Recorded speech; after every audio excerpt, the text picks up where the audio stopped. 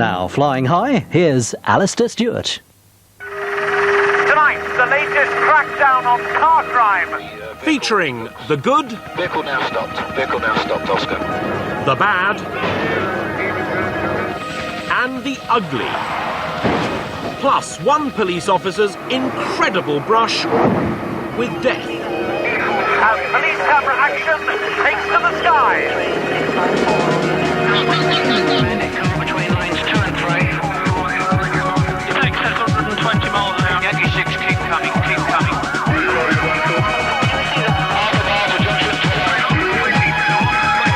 230 southbound.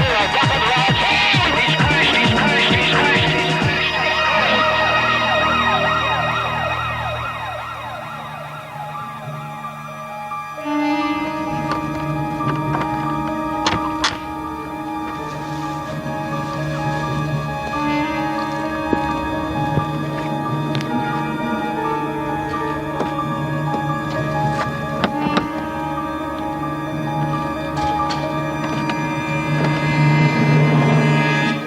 Every year, 500,000 cars are stolen in this country. 250,000 of them disappear without a trace. And this could be the next one. Except hidden somewhere in this car is a radio tracking device. Any unauthorized movement will set off a silent alarm signal, alerting the police as to the precise position of this car. Tonight, I'm going to try and beat the system, and the Metropolitan Police are going to try and catch me. But while I hide, here are some other drivers hoping to avoid the attentions of the police.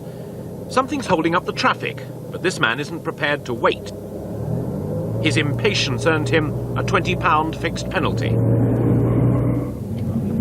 This driver's answer to avoiding the police on the road is to drive on the pavement.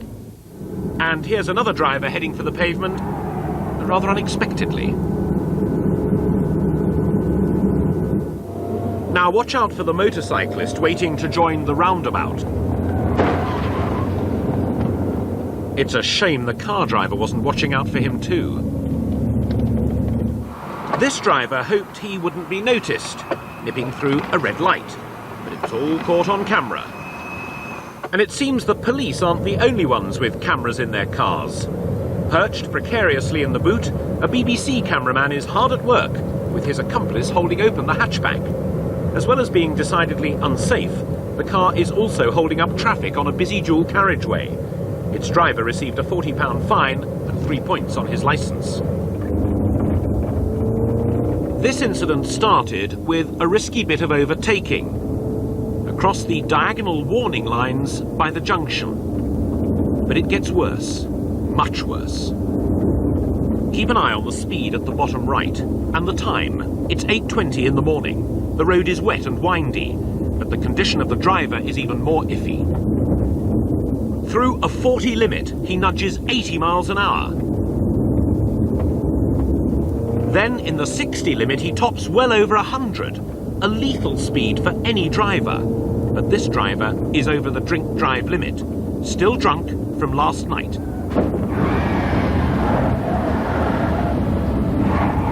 He was prosecuted for dangerous driving and lost his licence for a year. He was lucky it wasn't his life. As was this South Carolina Highway Patrol officer. He stopped a car for a routine check, but watch closely. Just passing is another drunk driver.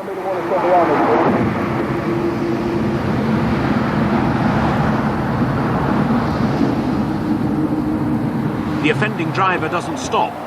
The police officer is dazed. But despite receiving that bruising blow, he heads off in hot pursuit. And he has some unexpected help. The occupants of a passing car saw what happened and have managed to flag down the offending vehicle. In his truck, they found the remains of a 2-litre bottle of whiskey. The driver was already banned after a series of drink-driving offences. This time they added failing to stop after an accident to his tally of convictions. They jailed him for 7 years. Meanwhile, I'm still on the run in my stolen car. The Metropolitan Police have scrambled a helicopter to try and track me down. I'm on the motorway now, travelling at 70 miles an hour, putting distance between myself and the police, and also getting mixed up in heavy traffic, so I'm less easy to spot. And at this stage, the police have no idea where I am. Out of the tunnel into broad daylight, still no sign. But now the helicopter crew are on my tail. Okay, we've got a tracker. We've got a tracker activation. They've picked up the signal from the radio tracking device in my car. A display on their receiver points them in my direction. Can we come a bit more to the right out, over to about 2 o'clock? We've got a tracker activation between Waltham Cross and Chesham. If you could make your way towards that area, and as the strength increases, we'll call you in a bit to closer roads. I can see, and you can probably hear a helicopter. I don't know if it's the police helicopter. I'm slightly nervous, it may well be. One male IC1 driver in the vehicle at the moment. Okay, so the helicopter's spotted me, but I've still got a chance of avoiding the police car. I've got to hide somewhere where they're not going to be able to find me on the ground. We're at Waltham Abbey now. We're only a minute or two away. My only chance of avoiding the patrol car is to blend into the crowd, parking amongst all of cars that are exactly the same. Vasco 1 from 99. We have a black convertible parked in Britannia Road, just off of Eleanor Cross Road. If you could make your way towards that area. Yeah, received by Vasco 1. We're 30 seconds away. Patrol cars are also fitted with receivers to track the signal. As you get to the stop line of the ATS, if you look to your left, there will be the black convertible control. Make the car down on your left-hand side, 911. Morning. Would you mind stepping out of the vehicle, please? We're just waiting until the driver is either arrested or placed in the vehicle before we leave the area, 911. As they say in the trade, it's of course a fair cop. Fortunately for me and for him, this has only been a training exercise.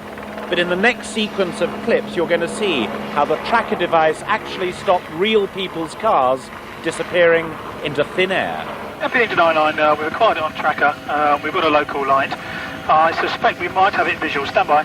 In East London, the Metropolitan Police have picked up a signal from a £15,000 Land Rover Discovery that's been stolen. Lighthouse link, right to northbound, received. The thieves won't know that there's a device in the car, let alone that it's emitting a signal drawing police towards them. Right now, they probably imagine that it's just a coincidence that there's a patrol car sitting on their tail. Towards Butchers Road, received. Under the railway line, MP. But every movement is being reported back to the control room. And now the police supervisor also has the benefit of live pictures from the helicopter. MP 99, we are downlinking for information. Kilo 4, we are taping and transmitting for your info. Engine 99 for MP, your transmission's coming through clear. We've got excellent ID on this one. Happy. As you'll see, it allows the police to choreograph a controlled capture before the unwitting suspects even realise they've been detected. Kilo 4, how many occupants of the vehicle? Engine 99, Kilo 4, 2 IC1 males, other. By now, they're probably beginning to feel a bit twitchy, with police shadowing their every move. We're Belgrave Street now, towards the London Independent. Watch carefully as they approach the next junction.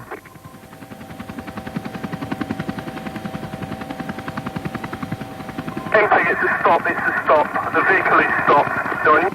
A perfectly controlled capture. Kilo 4. Yes, Kilo 4 received. You are on video. We will keep monitoring you until we get the suspect safely detained. That's the information of units on this. Follow Kilo 4 and local units have stopped the vehicle. I believe the suspect's been detained at this stage. Has no more further updates. Tracking technology works day or night. Here, a Metropolitan Police patrol car has received a signal from a stolen Toyota pickup, which they've located with pinpoint accuracy. As it's dark, the police helicopter has switched to its thermal imaging camera. Left, Great Northway, 025, it's yours. It costs around £250 to fit a vehicle with a tracking device. Some insurance companies offer cheaper premiums if a device is fitted, and you can see why. I repeat, Stinger is only to be used if there is a clear run at the vehicle, Oscar driver. Yes, that's received. All units other than those engaged in this pursuit, if you could please change to channel 11. vehicle moving to the near side, lane 1 of 4. By now, the driver of the stolen car realises that the police are after him, but it's too late. Back on the grid, moving now to the offside, cut across 4 lanes of traffic, now to the slip road. The early alert of the radio tracking device has given the officers time to coordinate their plan. As the car gets snarled up in traffic at the junction, the police are in position, ready to pounce. We've got officers coming now. Stop the vehicle. Vehicle now stopped, Oscar. The driver was arrested and convicted of the theft of the vehicle and for driving without insurance. I've got now 2 suspects detained. I'll attempt to get a van to the location as soon as possible, Oscar. In sharp contrast to that efficiency are the fumbled attempts to stop a car thief by New Zealand police. First with a roadblock, with a gaping hole in it. Then, after a 45-minute pursuit around the streets of Auckland, an even more disastrous attempt to stop the vehicle.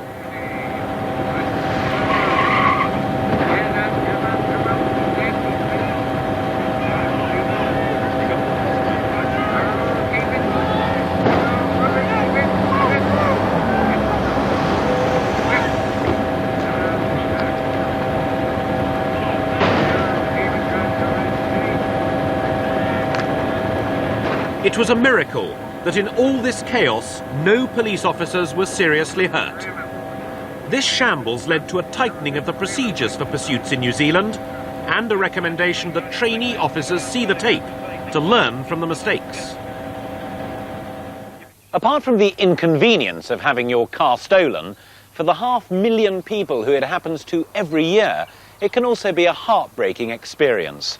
After all the love, care and companionship we lavish on our cars, not to mention the small fortune we spend upon them, it makes it all the more baffling why some of us treat these precious objects so carelessly the minute we get them onto the road. Take the driver of this extremely rare model of sports car, only available through special import. He's so busy with his book that he hasn't noticed that he's being observed by 2 police cars. Or this white BMW, driving suicidally close to the car in front. While another driver seems in a real hurry to test the crashworthiness of his Volvo. Here's a Dutch driver in a rush to put a dent in his sporty Golf. And for a change, a driver who seems to be doing everything right. In the correct lane, signalling clearly for the left turn ahead. But no. This, however, must be the ultimate example of a high-performance car with a low-performance driver. Yesterday, the man at the wheel of this £40,000 Porsche 911 took it for a test drive. But he wasn't interested in buying the car, he wanted to steal it. Today he returned and broke into the vendor's house, snatched the keys, and then the car. Even driving flat out at its top speed of 155 miles an hour, this car is no match for the Chiltern Air Support helicopter. And as you'll see, this is a classic example of a driver not only living beyond his means, but also driving way beyond his ability.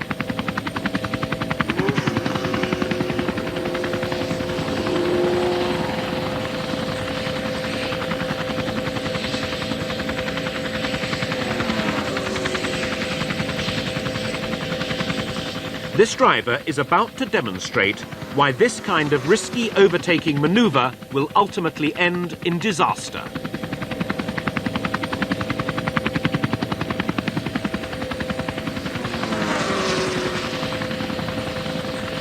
As he moves to overtake one more car, the way ahead is blocked.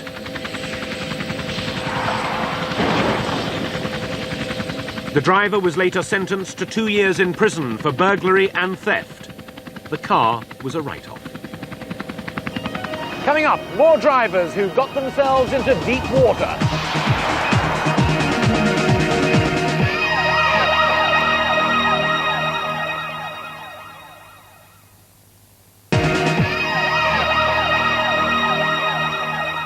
Many cars are specifically stolen to be used in serious crimes. Then the criminal, in a bid to get rid of the evidence, dumps the vehicle, quite often in very dramatic locations like this, the Merseyside docks. It's then the job of specially trained police divers to locate the vehicle. Well, today this unit's looking for a vehicle that they believe to have been used in a crime. They use a special video camera to record any evidence on tape. Dive to surface, over. Diver, go ahead. Oil on the water is a clue to the position of the dumped car. I've found the vehicle and it's on its route, over. The vehicle looks as if it hasn't been in the dock very long. There's not very much growth or very much sediment on it. The video can be used later to show a jury exactly how the evidence was found. I found an axe here. This unit is on call 24 hours a day to carry out underwater work for the police anywhere in Cheshire, Greater Manchester, Merseyside or North Wales. Every year they recover 50 vehicles like this. Now this car will be taken from here for a detailed forensic examination. Well, our next sequence begins with yet more drivers who found themselves in deep water, but this time on the M25. A flash flood has turned motorway into river, but cars in the outside lane continue to drive too fast and too close. Police observers held their breath, as they did during this incident. Moving along the hard shoulder is a car driven by an elderly woman who's slipping into unconsciousness. But the car is still moving, bumping along the grass verge. Behind is another car, driven by an off-duty policeman who's realised that something is horribly wrong.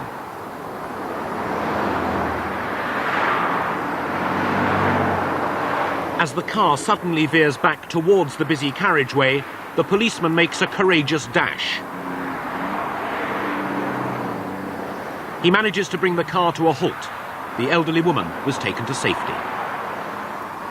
Now, the edge of the overtaking lane of the M2 is definitely the wrong place to change a tyre, while this couple stopped in the right place when they had a spot of car trouble. Motorway police monitoring the cameras were about to send help when they noticed the couple apparently abandoning their broken-down vehicle by the side of the motorway. It's an offence to leave even small bits of litter on the motorway, let alone a car. But on they go, across ditches and fences, on what appears to be a romantic country stroll. But where are they going? And what will they do when they get there? Have you worked it out?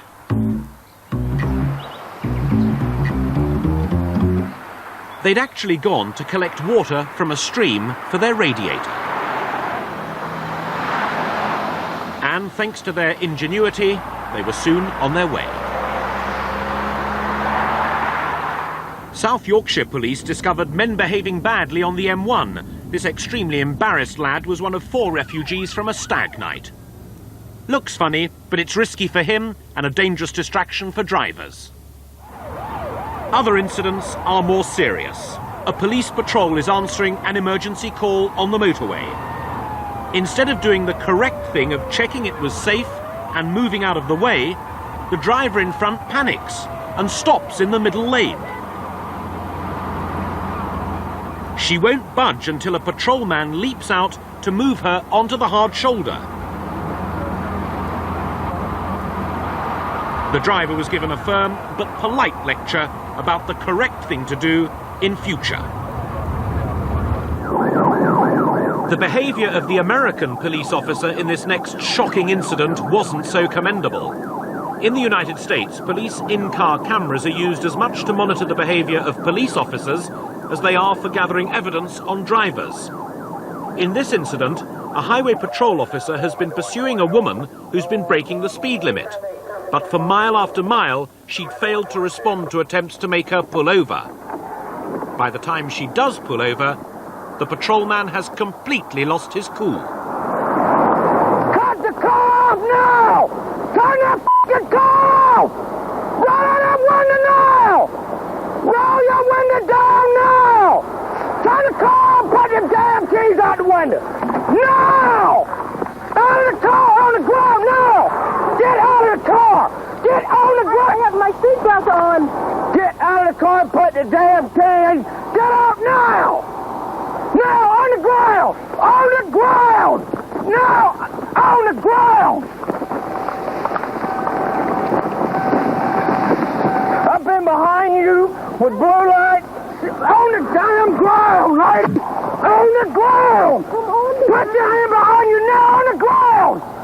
Quit fighting me! Give me your hand! Give me your hand! Give me your hand! Give me your hand! When this video came to light, it sent shockwaves across the United States. The officer was sacked, though he was cleared of any criminal charges. Now the woman has launched a civil action. She claims that she'd been afraid to stop because she wasn't sure it was a genuine police car. They may not realise it, but this is where most people who break the rules of the road are heading, a court of law.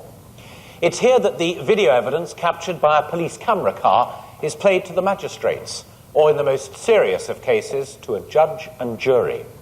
And it's here that the accused has their final chance to explain away their foolishness. But such is the power of the video evidence that in most cases there really is no defence, and the accused can expect to leave here with a fine, a driving ban, or even a prison sentence.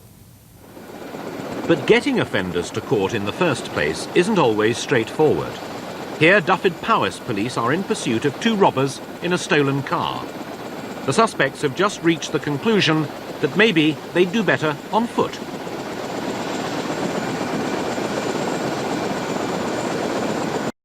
Perhaps by scampering off in different directions, they hope to confuse the police. But they just seem to end up confusing themselves.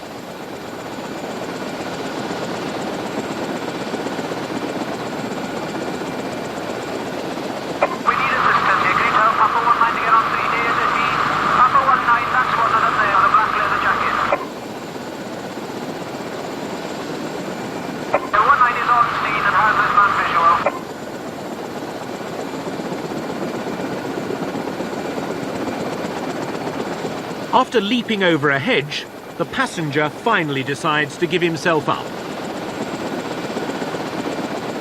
He was later convicted of a string of offences. And with one offender safely in custody, the helicopter turns its attentions on the driver, who's still on the loose. Police officers on the ground are a way off, so the helicopter takes up the pursuit. But this guy's had another bright idea: to try to outrun the helicopter. No, we're still chasing one man. He's still running away from us. We're going to put down, I'll pick him up.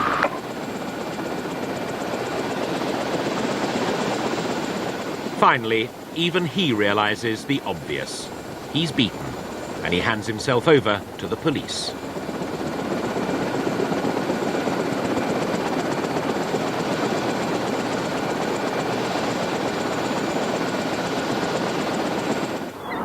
To end with, we've seen some pretty shaky driving on police camera action, but nothing to rival the flair of this pair of swingers. For goodness sake!